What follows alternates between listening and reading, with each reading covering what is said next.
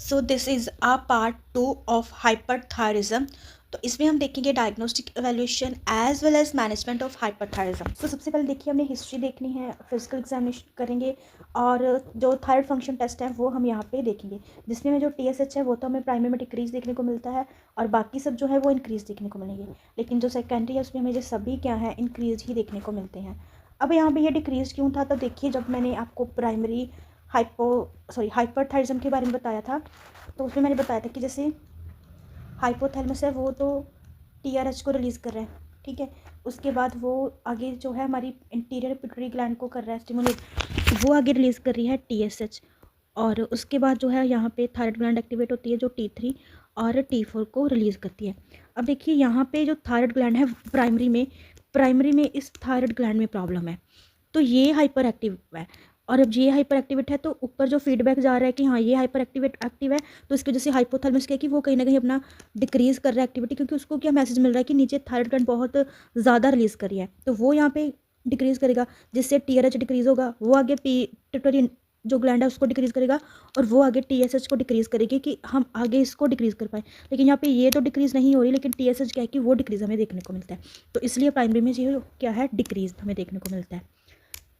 उसके बाद हम जो टेस्ट करते हैं वो हम करते हैं रेडियो एक्टिव आयोडीन अपटेक।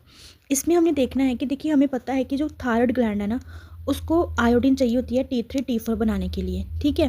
तो अब जितनी ज़्यादा आयोडीन थायराइड ग्लैंड को मिल रही है वो उतना ही एक्टिवली काम करेगी, राइट। तो यहाँ पे ये टेस्ट ये मेज़र करता है कि जो हमारी आयोडीन है थायराइड ग्लैंड उसको कितना ऑब्जर्व कर रही है। अगर तो हाई अपटेक जा रहा है तो मतलब वो ओवर एक्टिव ही काम करेगी, अगर लो जा रहा है तो वो है कि वो नहीं प्रोड्यूस करेगी हार्मोन को या कम करेगी, ठीक है।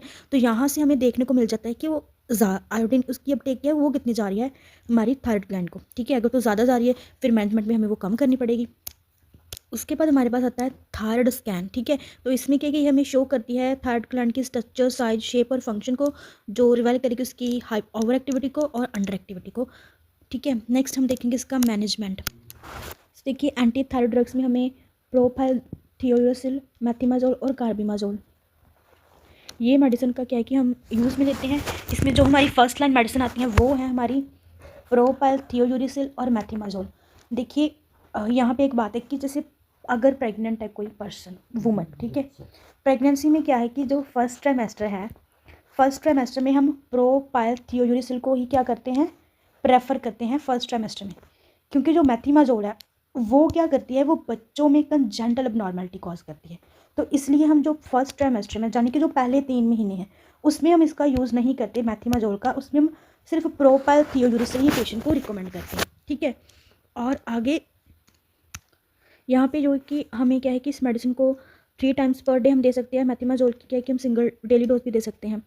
इसमें जो इम्प्रूवमेंट है यूजली हमें जो इम्प्रूवमेंट है वो 1-2 वीक बाद, जैसे सपोज कि मैंने आज थेरेपी स्टार्ट की तो मुझे 2 हफ्तों के बाद जाके उसके रिजल्ट देखने को मिलेंगे, और बहुत अच्छे जो रिजल्ट हैं वो 4 से 8 वीक में हमें देखने को मिलते हैं। नेक्स्ट है थेरेपी, क्या है कि हम कंटिन्यू रखते हैं एटलीस्ट 6 to 15 मंथ तक हम क्या है कि थेरेपी को कंटिन्यू ही रखेंगे।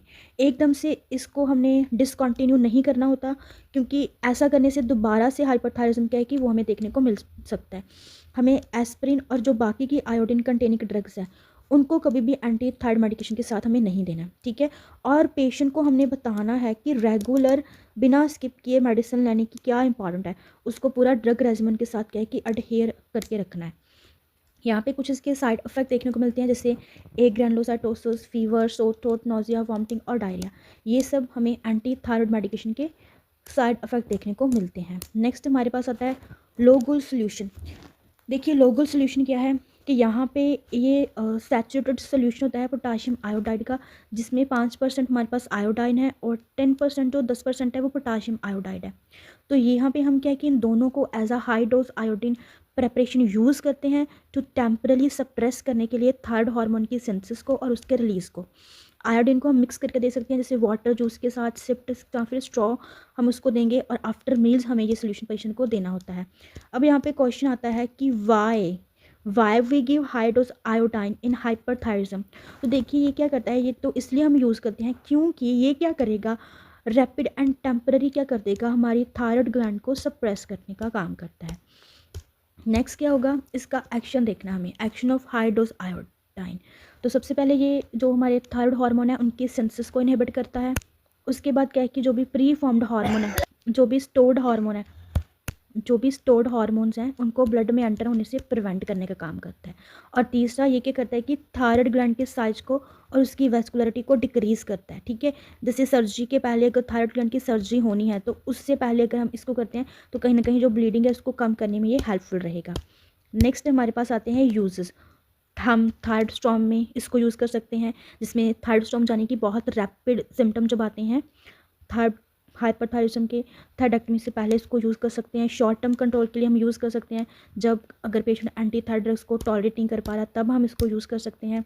उसके बाद कुछ इसके बारे में और इम्पॉर्टेंट पॉइंट है कि पहली बात जो आयोडाइन है वो हम टेम्पररी, इसका इफेक्ट हम 1-2 वीक तक ही इसको यूज़ करते हैं। लॉन्ग टर्म यूज़ इसका इफेक्टिव नहीं है। ठीक है, लॉन्ग टर्म हम इसको यूज़ नहीं करते। फिर इसमें हमें कुछ जो आयोडीन टॉक्सिसिटी के साइंस अगर हमें है कि वो असेस करते रहना कि वो तो नहीं आ रहे, अगर टॉक्सिसिटी हो जाती है तो हमें इसको डिसकंटिन्यू कर देना है और हमें डॉक्टर को भी इन्फॉर्म कर देना है। ठीक है, नेक्स्ट जो हमारे पास आता है अदर जो मैनेजमेंट में रेडियो एक्टिव आयोडीन थेरेपी। तो यहाँ पे देखिए हम रेडियो एक्टिव का यूज़ कर रहे हैं। ठीक है, ये ट्रीटमेंट चॉइस होती है नॉन प्रेग्नेंट अडल्ट्स में। अगर प्रेग्नेंट है तब उसको नहीं देना हमने, तब उसको रेडिएशन नहीं लगानी। ठीक है, रेडिएशन एक्टिव तभी हम यूज़ करेंगे, ये उनके लिए ट्रीटमेंट ऑफ चॉइस है जो कि नॉन प्रेग्नेंट क्लाइंट है हमारे। ठीक है, तो ये कैसे काम करती है आपकी रेडियो आयोडीन थेरेपी। तो जो ये है ये क्या करेगी, डैमेज कर देगी थायराइड ग्लैंड को, डिस्ट्रॉय कर देगी उसके टिश्यू के, जिससे क्या है कि थायराइड हार्मोन की सिक्रेशन थोड़ी लिमिटेड हो जाएगी। ठीक है, वो नहीं कर पाएगी। दूसरी बात देखिए इसका रिस्पॉन्स डिले रिस्पॉन्स है। सपोज की मतलब कि अगर आप इसको सपोज कि आपने देखा कि आज लगाई तो आज इसका फ़ायदा नहीं हमें देखने को मिलेगा, इसका डिले रिस्पॉन्स आएगा। ठीक है, maximum effect may not be seen up to 3 month, कि 3 मंथ में ही नहीं होगा कि हमें रिजल्ट मिल जाए। तो पेशेंट क्या है कि इसमें यूजली हम जो एंटी थायराइड ड्रग्स दे रहे हैं या बीटा ब्लॉकर दे रहे हैं उससे पहले बिफोर उससे हम क्या करेंगे, रेडिएशन थेरेपी को देने से पहले हम इसको देने से पहले हम देंगे, और at least for 3 month after starting therapy, start करने के 3 मंथ बाद भी हमने ऐसा ही करना है जब तक कि जो रेडिएशन थेरेपी उसका प्रॉपरली इफेक्ट हमें देखने को मिलता। नेक्स्ट हमारे पास आते हैं, देखिए जो ये रेडियो एक्टिव आयोडीन थेरेपी है ये यूजली इफेक्टिव होती है। 80% जो पेशेंट हैं हमारे, जो 80% पेशेंट्स हैं जिनको पोस्ट ट्रीटमेंट हाइपोथायरिज्म के चांसेस में हो सकते हैं कि अगर हमने किसी को रेडिएशन थेरेपी दी है तो उसके बाद क्या है कि उसमें हमें हाइपोथायरिज्म के सिम्टम देखने को मिल सकते हैं। सो यहाँ पे क्या है कि उसको लाइफ लॉन्ग फिर जो है वो थायराइड की मेडिसिन बाहर से लेनी पड़ेगी अगर ऐसी कंडीशन होती है। जो सिम्टम्स हैं हाइपोथायरिज्म के, जब हमें अगर देखने को मिलते हैं सिम्टम तो हमें क्या है कि उनको प्रॉपरली बताना है उसके बारे में। उसके बाद जो हमारी रेडिएशन एक्टिव आयोडीन थेरेपी है वो यूजली हम आउट पेशेंट बेसिस पे ही पर्सन को देते हैं। प्रेगनेंसी टेस्ट जरूर हमें कंडक्ट करना होता है इस थेरेपी को स्टार्ट करने से पहले। ठीक है, next radiation thyroiditis and parathyroiditis are possible and may cause.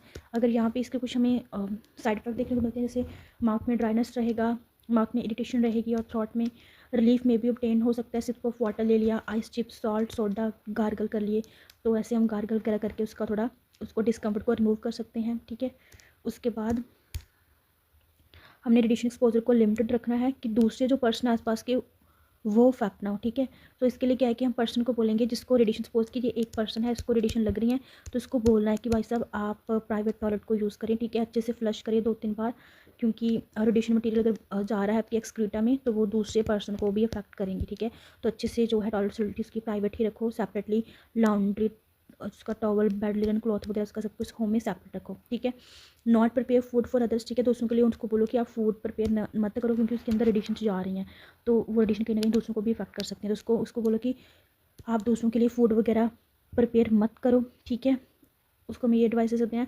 And जो प्रेग्नेंट वुमेन, जो बच्चे हैं, एटलीस्ट उनसे जो क्लोज कॉन्टैक्ट है वो अवॉइड रखो। उनको प्रेग्नेंट वुमेन्स और बच्चों से बिल्कुल भी मिलने नहीं देना एटलीस्ट 7 डेज आफ्टर थेरेपी। ठीक है, क्योंकि रेडिएशन क्या है कि उनको भी इफेक्ट ना कर जाए इसलिए।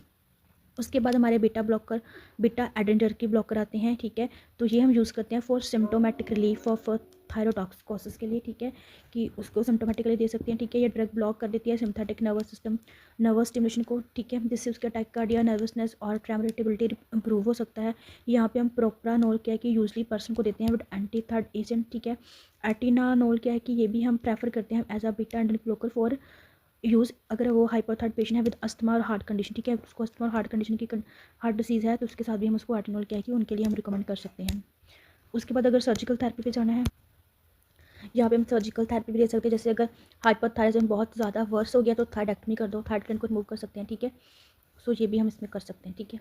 इसमें अगर लार्ज गॉइटर है, ठीक है, जिसकी वजह से ट्रेकियल कंप्रेशन हो रहा है, ठीक है, कब कब हम थायरेक्टमी कर सकते हैं कि ये कुछ इंडिकेशन है फॉर द पेशेंट। अगर उसको लार्ज गॉइटर है, ठीक है, या फिर वो एंटी थायराइड थेरेपी को प्रॉपरली रिस्पॉन्स नहीं कर रहा कि जैसे हम उसको बाहर से एंटी थायराइड मेडिकेशन दे रहे हैं लेकिन पर्सन मेडिसिन को कोई रिस्पॉन्स ही नहीं कर रहा, ठीक है। उसके बाद हार्ट कैंसर के केस में सर्जरी हम ऑल्सो तब भी कर सकते हैं जब पर्सन क्या है कि उसको हम अगर रेडिएशन नहीं दे सकते, उस केस में भी सर्जरी करना पड़ सकता है, ठीक है। और एक एडवांटेज थायराइड की ये भी है कि ये रैपिडली रिडक्ट करेगी T3 और T4 को, ठीक है। उसके बाद हम सब टोटल थायरेक्टमी कर सकते हैं। सब टोटल में क्या है कि हम 90% जो पोर्शन है थायराइड ग्लैंड का उसको रिमूव कर सकते हैं, ठीक है। कुछ पेशेंट क्या है कि वो मिनिमल इन्वेजिव एंडोस्कोप और रोबोटिक थायरेक्टमी भी कुछ पेशेंट में हम कंडक्ट करते हैं। एंडोस्कोपिक थायरेक्टमी अप्रोप्रिएट प्रोसीजर है किनके लिए, जिन पेशेंट का जो स्मॉल नड्यूल है, सपोज कि 3 सेंटीमीटर के कम के नड्यूल्स हैं उनमें इफेक्टिव है, कैंसर का कोई एविडेंस नहीं है उनमें इफेक्टिव है, ठीक है। उसके बाद जो रोबोटिक सर्जरी है, this is a best for those who are not over weight, ठीक है, जिनका ज़्यादा वेट नहीं है उनके लिए बहुत अच्छी ऑप्शन है, और जिनके स्मॉल नड्यूल हैं एक ही साइड पे ग्लैंड के, उनके लिए भी बेस्ट ऑप्शन है, ठीक है। एडवांटेज रहती हैं कुछ यहाँ पे एंडोस्कोपिक या रोबोटिक प्रोसीजर जिन पे हम करते हैं ओपन थायरेक्टमी में, तो एक तो इसमें लेस कार होगा, पेन कम होगी, faster return to normal activity, ठीक है। देन न्यूट्रिशनल थेरेपी, देखो अब उसका मेटाबॉलिक रेट, क्योंकि हाइपरथायरिज्म की वजह से मेटाबॉलिक रेट इंक्रीज़ है बेटा, तो यहाँ पे क्या है कि उसको कहीं ना कहीं न्यूट्रिशन की डेफिशिएंसी तो देखने को मिलेगी ना। तो क्या कौन सी डाइट देखो आप उसको हाई कैलोरी डाइट दे दो जिससे उसकी हंगर सेटिस्फाइड हो, उसके टिश्यू ब्रेकडाउन प्रिवेंट हो, उसका जो वेट लॉस होना है वो कम हो, थोड़ा डिक्रीज़ हो। डाइट प्लान प्रॉपर उसके लिए हम बना सकते हैं। हाई प्रोटीन कार्ब्स और मिनरल्स विटामिन पर्सन को दो, ठीक है। Increase carbohydrates intake to compensate for increase metabolism, ठीक है। प्रोटीन प्रोवाइड करे उस कार्बोहाइड्रेट से प्रोवाइड करो एनर्जी। बॉडी स्टोर प्रोटीन का यूज़ क्या है कि वो कम करे, ठीक है। Teach patient to avoid highly seasonal food जो है वो उसको लेने से मना करने हैं। हाई फाइबर फूड पेशेंट को लेने से मना करने हैं क्योंकि इससे जीआई की हाइपर एक्टिविटी इंक्रीज़ हो सकती है। कैफीन वगैरह जो है वो पेशेंट को बोलना है कि अवॉइड करें। हम डाइटिशियन से स्पेशल एडवाइस भी ले सकते हैं अपने कैंडिडेट के लिए, ठीक है। तो दिस इज़ ऑल अबाउट हाइपरथायरिज्म।